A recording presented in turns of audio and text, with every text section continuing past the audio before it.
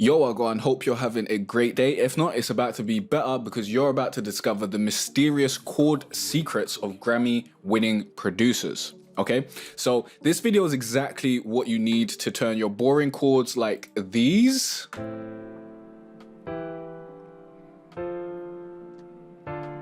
into chords like these.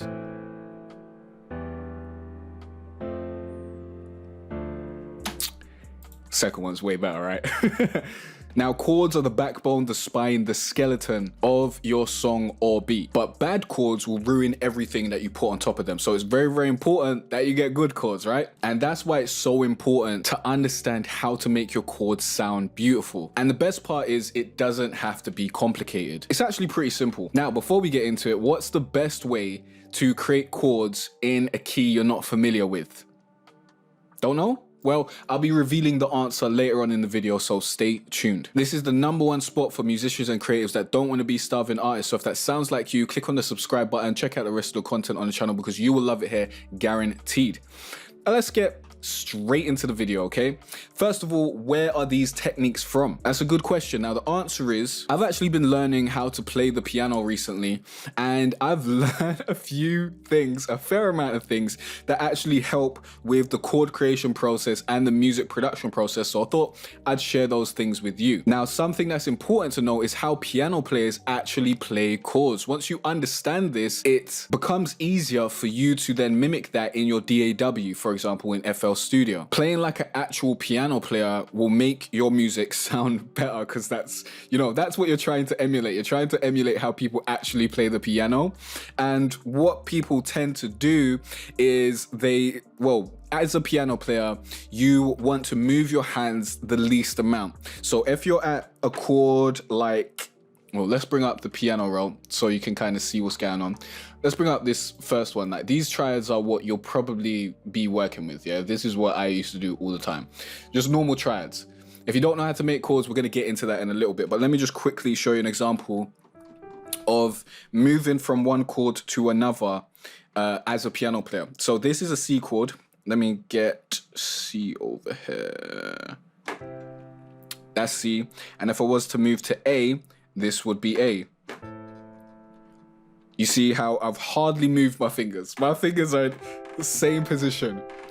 That's C to A, okay? Now, if I was to go, the normal thing that you're probably doing, C, and then move all the way over to A over here, that's what we get. So you see the C's all the way down here, and then you move all the way up here to get that. That's not what you want to do if you're playing the piano because it's very hard to move that far around.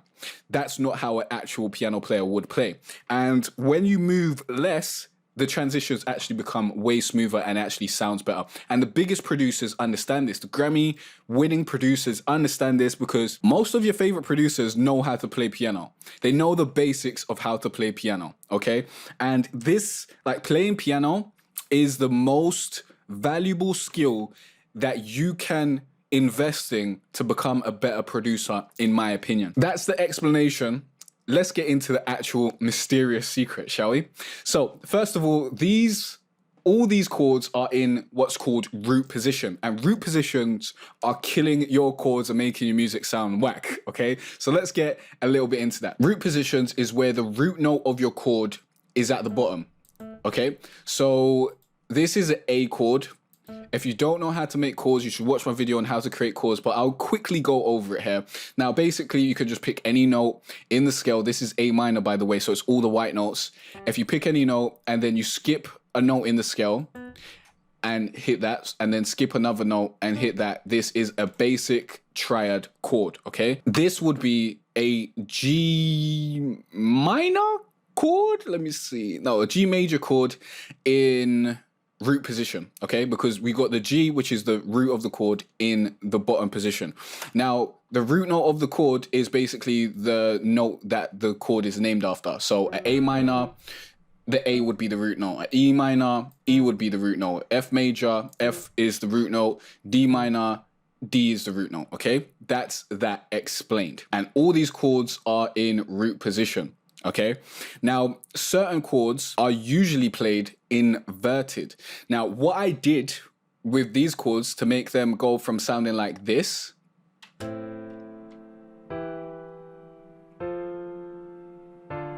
to sounding like this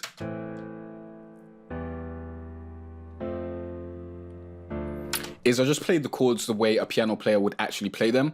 So I inverted certain chords. So let's zoom in over here. And here you can see how the notes are much closer together, and I'm not moving as much all over the gaff. As you can see in the ghost notes from the previous piano, we're going all the way over there, and then back down here. Like, that's really not the vibes you tend to want to do when you are playing piano, because that would just be very difficult to move all over the gaff and get back to where you want to be. Well, difficult for me at least, because I'm a noob at playing piano. But here are chords that are usually played in inversions, okay? So D minor, usually inverted. F is usually in root position. E minor, usually in root position. A is usually inverted. C is usually inverted as well. And yeah, those are the chords within A minor or C major that are usually inverted, from what I've seen in my experience. Then these chords are usually played in root position. So they have the root note at the bottom.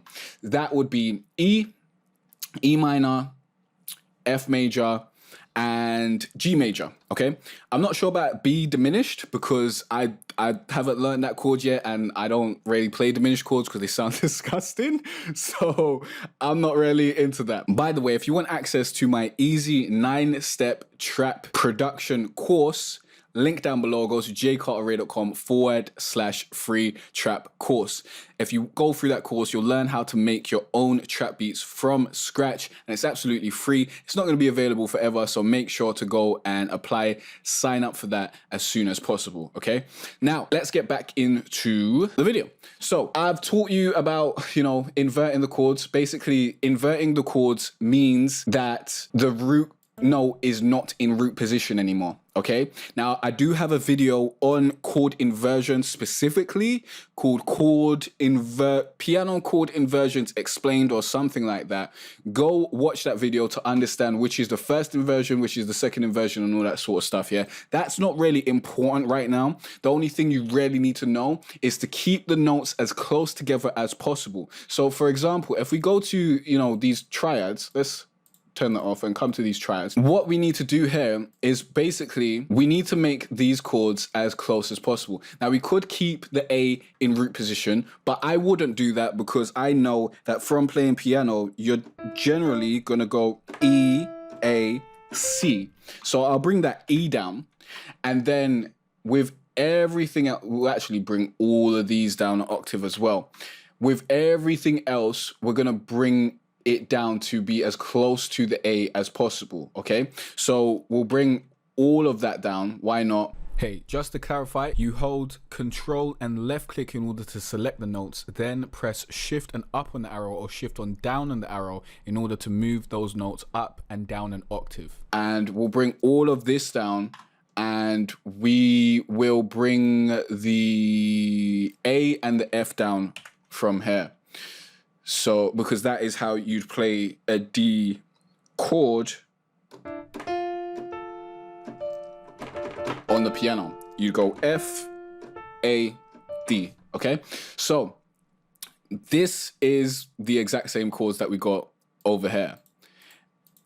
That's how you would basically go about changing your basic triads into a better chord progression that actually sounds smooth and transitions way better. The most important chords to know in each scale is the 1, the 5, the 6, and the 4. For C major, that is C, G, A, F. For A minor, that's A, E, F, D. And the way to find these is basically, if you start on A, this is 1. Every note in the scale is numbered. So this is 1, 2, 3, 4, 5, 6, 7, 8, okay? So you want 1, 5, 6, 4. I believe we're going 1, 5, 6, 4 in this chord progression. That's a very common chord progression. Use it. You'll get good results generally. Now you can move the notes around if you want. You can also add a 7th note on it. 7th notes, we don't really need to get into that here. You probably already know how to do 7th notes. If you don't, then basically the top note of the chord, you just add another note to it in the scale. So the top note of this chord would be, generally in root position, it would be A. So after that, the root position top note, you want to add your next note, and that would be the 7th. So we'll just do this for all of them. This is in root position, so we'll just skip a note.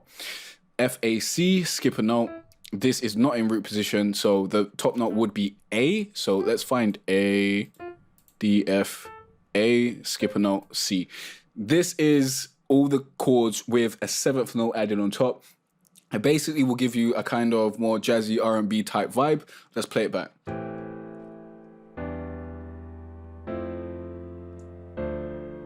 We could bring this C way down actually.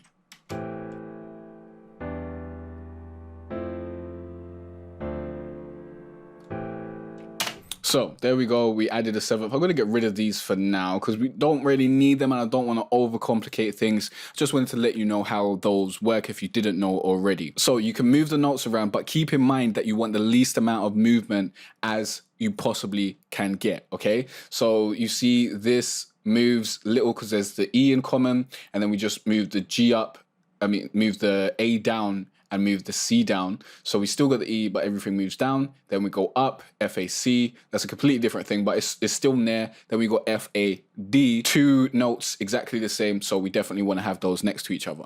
So that's basically the way you want to approach this, and this will have your chord progression sounding way better. So the best way to use chord inversions in a chord progression is to make sure you're reusing any notes that are common between the notes. So if you got an F in the 4th octave, make sure you got an F in the 4th octave over here. Don't have your F all the way up here. Why would you do that? There's no need. Make sure they're in the same octave. Then it's going to sound more similar to the chord before, which is just going to make that transition way smoother. You'll hear that it's a different chord, but it won't be jarring, okay? This is very, very important. Now, if you want to know more about chord inversions and the specifics of chord inversions, remember to watch my video, Piano Chord Inversions Explained Easy. But remember, I did ask a question earlier in the video, and it's time to answer that question. That question was, what's the best way to create chords in a key you're not familiar with, okay? Now the answer is to create your chords in C major or A minor like we did here. That's the keys with all the white notes. This makes it really, really easy for you to move around the board. Yeah, it's a keyboard, it is a board. For you to move around the board without, messing up and picking the wrong notes and that sort of stuff. Then you can just transpose it. If you don't know how to transpose, watch my videos on how to transpose, but I'm going to give you a quick example here. We're going to move this from A minor to G minor. So we're just going to select everything, then hold shift and then move the arrows down. And then you see where this A was? We're going to move this to where the G is. And now we're in G minor and these chords are going to sound different. So let's play this back.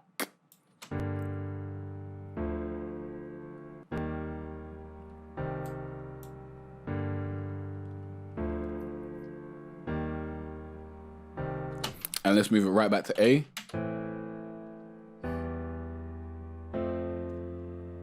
See how easy that can be done? Let's move it to G sharp.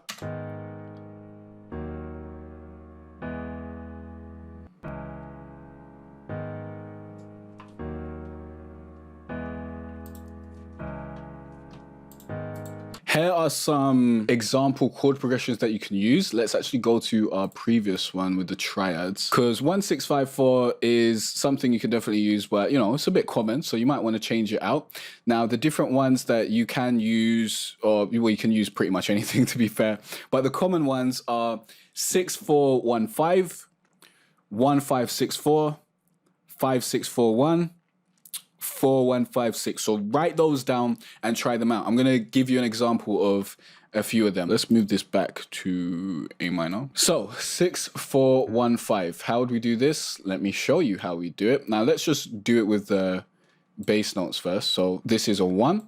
So we'd go, this is 1, 2, 3, 4, 5, 6. Usually I'd go down actually. So 6, then 5, 4, then 1, and then 5. So this is 6, so that's going to be 4, this is going to be 5, and that's 1. So we can build our chords from here. We can just build normal chords, and just go DFA, you know, the normal stuff, normal triads, in the wrong place, of course. And then we'll just copy all of these up an octave, like so. So we have our full chords there, and then get rid of these 2 notes. So we just have the bass notes below. And so we could have this one over here, or we could have it lower. I don't know. We'll see. We'll see what sounds better, innit? And then at this point, this is when we want to start moving stuff around to the common placings that they'd be in. Okay. So remember when I told you, usually these chords will be inverted and these chords won't. So the F is usually not inverted, so we'll leave that alone. The D usually is, so we'll move that D up there. The A usually is, we would have E, A, C, and E, G, B is usually in root position. So this is where our chords are going to be. And as you can see, it looks pretty good. Like, it looks like it's very smooth. Everything's quite close together. So if we play this back, this is what it sounds like.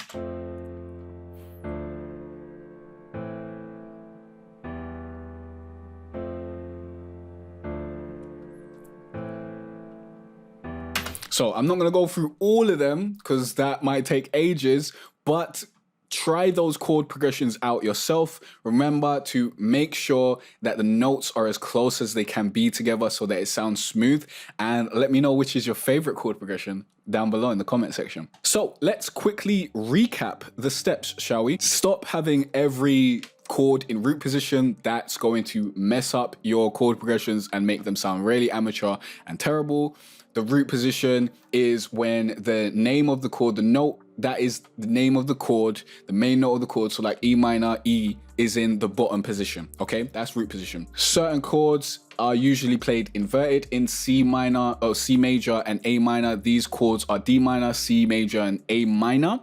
And certain chords are usually played in root position. In C major and A minor, these chords are F major, G major, and E minor. Now remember, you can just transpose your chords into any key, so you don't even really need to learn about all the other keys. Just know it in A minor and C major, then you can transpose to the other ones, and Bob's your uncle, happy days, okay? The 1, 5, 6, and 4 chords are the most important chords you need to know about. Use them a lot. They'll give you great results. Keep using them. Like, just use them in different ways, and you can move the notes around as much as you want. Just remember, you want them as close together and moving the least amount to make the chord progression sound as smooth as possible. The best way to use chord inversions in a chord progression is to make sure that any common notes are being hit. So as you see, FA, FA, make sure the common notes between chords are being hit in the same octave in the same place. And if you want to know more about chord inversions, watch my video on piano chord inversions explained easy. Okay, now if there are any questions or videos you want me to make, please let me know in the comment section down below. There are also links to stuff you might be interested in the description down below, like a link to my beat mixing template, which basically has your beat half mixed before you even get to the mixing stage. So go and check that out, link down below. In the next video, you'll learn more about music, online business, and online marketing. I'll see you there. Peace out.